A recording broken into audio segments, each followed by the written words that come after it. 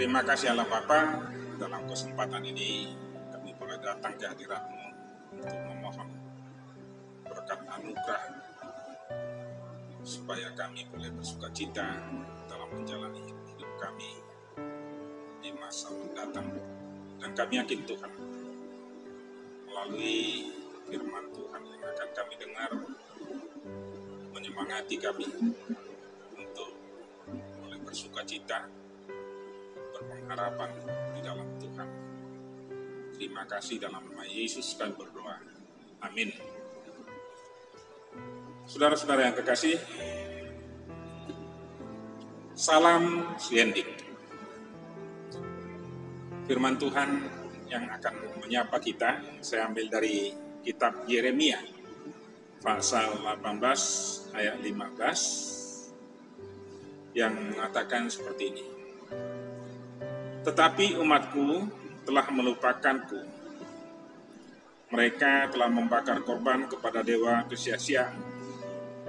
Mereka telah tersandung jatuh di jalan-jalan mereka, yakni jalan-jalan dari dahulu kala, dan telah mengambil jalan simpangan, yakni jalan yang tidak diratakan.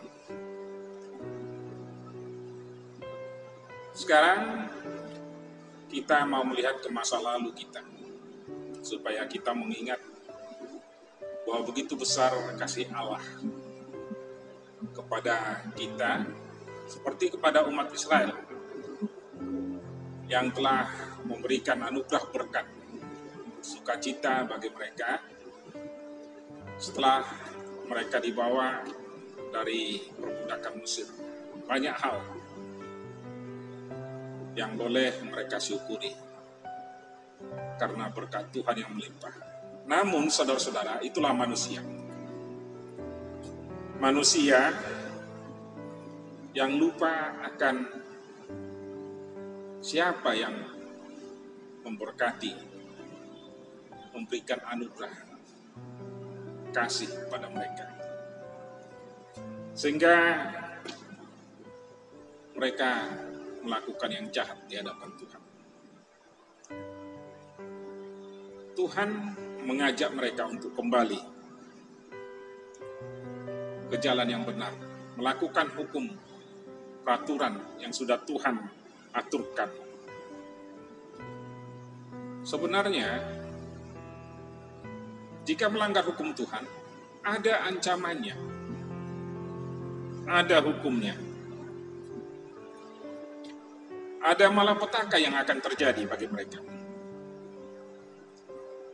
Supaya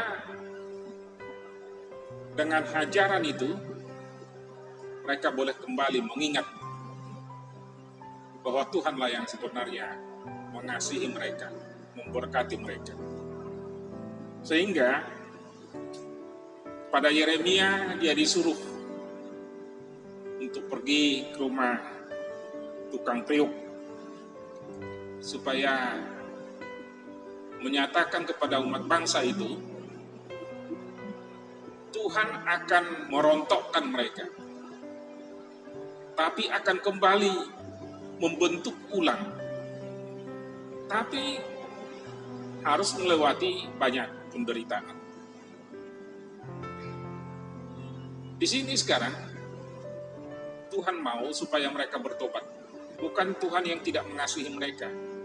Justru Tuhan sangat sayang mengasihi mereka. Sehingga diingatkan, jangan seperti tukang priuk. Kalau priuknya rusak, maka akan dileburkan kembali, akan diolah, dibentuk kembali, supaya membentuk sesuai dengan kehendaknya. Demikian Tuhan pada bangsa itu. Jadi saudara-saudara yang kekasih dalam nama Tuhan, kalau kita alami dalam situasi masa pandemi corona sekarang, coba kita merenungkan, apa yang sudah kita lakukan? Apakah kita karena melakukan kejahatan di hadapan Tuhan, sehingga kita harus mengalami situasi ini? Dan boleh untuk merenungkan jalan yang sudah kita lalui. Mungkin itu banyak dosa, kesalahan kita, sehingga Tuhan murka pada kita. Kita dibentuk sekarang. Dengan kenyataan ini, banyak orang meraung, memohon kepada Tuhan, minta ampun karena dosa. Tuhan menghilangkan penderitaan yang kita alami secara dunia, bukan hanya Indonesia, bukan hanya gereja, semua manusia. Tapi secara orang Kristen, mari kita merenungkan supaya kita kembali ke jalan kebenaran Tuhan.